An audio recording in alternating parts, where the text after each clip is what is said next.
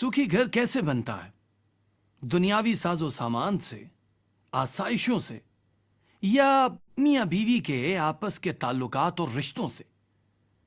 आजकल के इस मादी दौर में जहां मशहूर इश्तहारी कंपनियां हर लम्हा आपकी तवज्जो इस तरफ कराते हैं कि वो अपनी मसनुआत से आपकी जिंदगी में मजीद खुशियां बिखेर देंगे, लेकिन क्या खुशियां बाजार में बिकती हैं?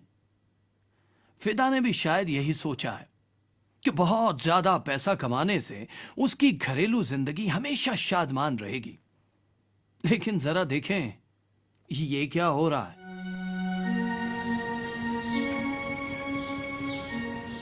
जीनत बताओ तो ऐसी क्या परेशानी है?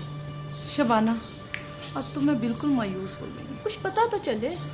मेरा शौहर मेरे पे तवज्जो ही नहीं देता। कब से? अब तो यूँ लगता है शुरू से ही।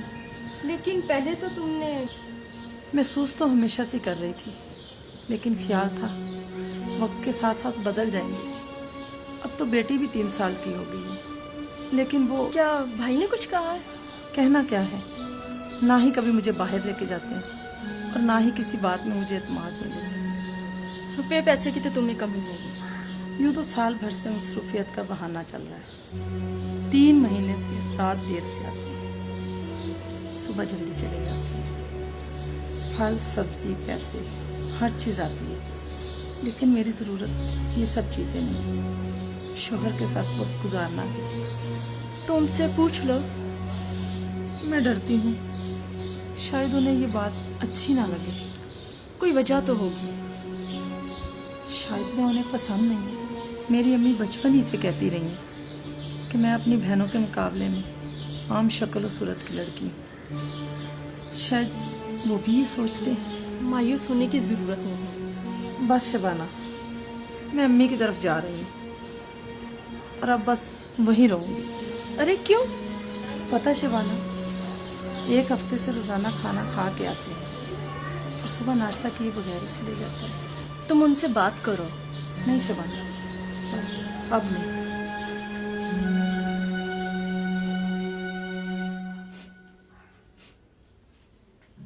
जीनत, क्या बात है? रो रही हो? इसमें रोने वाली कौन सी बात है? हो सकता है उसको दफ्तर में कोई परेशानी हो सकता है, लेकिन रोज रात को देर से आने का क्या मतलब? उसकी बातों और रवैये से तो ये लगता है कि वो तुमसे बहुत प्यार करता है। उसने तुझे जिंदगी की सब आसाइशें भी तो दी हैं। ये बात ठीक है, लेकिन मुझे उसकी भी तो जरूरत है। अरसा हो गया हमने इकट्ठे बैठ के खाना नहीं खाया। तो कोई बात नहीं, परेशान क्यों हो रही हो? अगर वो फोन करे तो फोन पे बात जरूर कर लेना। जी अम्मी।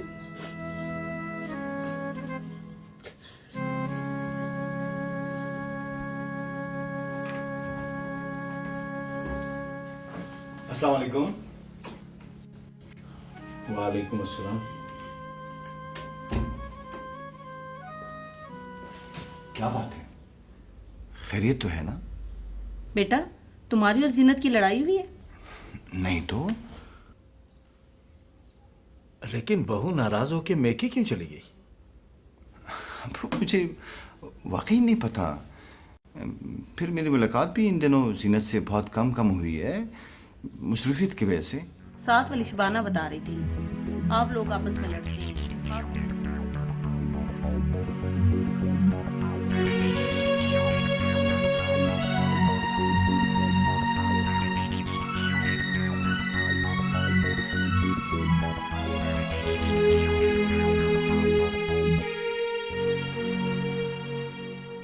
ये क्या बेवकूफ़ी है? जीनत की या तुम्हारी? अबू, उसे शबाना के बजाय मुझसे बात करनी चाहिए थी। शबाना एक अच्छी और समझदार औरत है। लेकिन तुम उसे वक्त भी तो नहीं देते थे। अबू क्या बताऊं, बस जिंदगी की भाग दौड़ में। बेटा, बीवी को शौहर की तवज्जो भी चाहिए।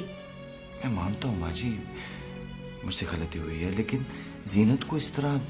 मैं तो कहती हूँ हमें चलकर बहू को ले ही आना चाहिए। हाँ, और मेरा भी यही ख्याल है कि फिदा जीनत से फोन पे बात कर ले। लेकिन अगर उसने बात ना की तो? कैसे हो सकता है? जरूर करेगी। बल्कि वो आप ही जाएगी। तुम्हें अपना रवैया बदलना होगा, क्योंकि बीवी को पैसों और सामान की जरूरत नहीं होती, मोहब्बत की भी जरूरत होती है। मैं समझता हूँ अबू कि मुझसे वाकई गलती हुई। नौरीन के पैदा होने के बाद मुझे लगा कि मेरी तनख्वाह कम है। घर को बेहतर तरीके से चलाने के लिए मैंने पार्ट टाइम जॉब कर ली। जीनत को नहीं बताया। शायद वो मेरी मसरूफियत को गलत समझ बैठी। बेटा, बीवी को एतमाद में लेके हर काम करना चाहिए। आप ठीक कह रही हैं अम्मी जान, मैं बात करता हूँ।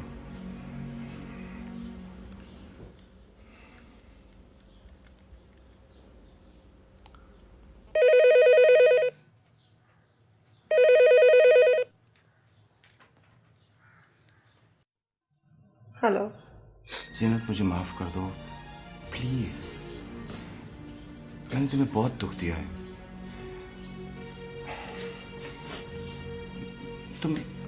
तुम सुन रही हो ना जीनत?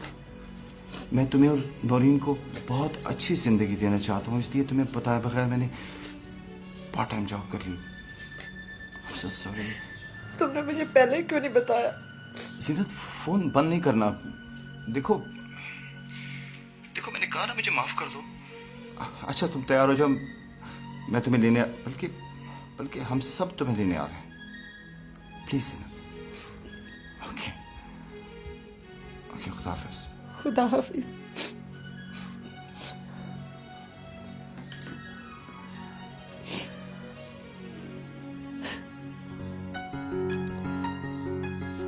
अबू, आप तैयार हो जाएं।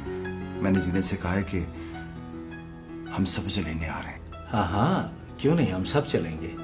जैसे कि उसे तुम्हारी शादी पर लेने के लिए गए थे। लेकिन इस दफा एक खास बात है, वो ये कि इस बारात में तुम्हारी ये बेटी भी शामिल होगी। हाँ, ये भी हमारे साथ आएगी ना? आ जाओ। देखा आपने, बहुत सारा पैसा और कीमती आसाइशी सामान भी मिलकर सुखी जिंदगी बसर करने की गारंटी नहीं दे सकता। घर तो बनता है मियां बीवी के आपस में रवैये और भरपूर एतमाद से, और इसमें हमारे बुजुर्गों को भी अहम किरदार अदा करना चाहिए। अब आप अपनी अज़दवाजी और खानदानी जिंदगी बेहतर बनाने के लिए जरा सोचिए, मैं अपनी बीवी के साथ कितना वक्त गुजारता हूँ। क्या मैं अपने काम पर ज्यादा वक्त गुजारता हूँ सिर्फ पैसा कमाने की कोशिश में? बुजुर्गों के लिए मैं अपने बालिग बच्चों को कैसी नसीहत दे रहा हूँ।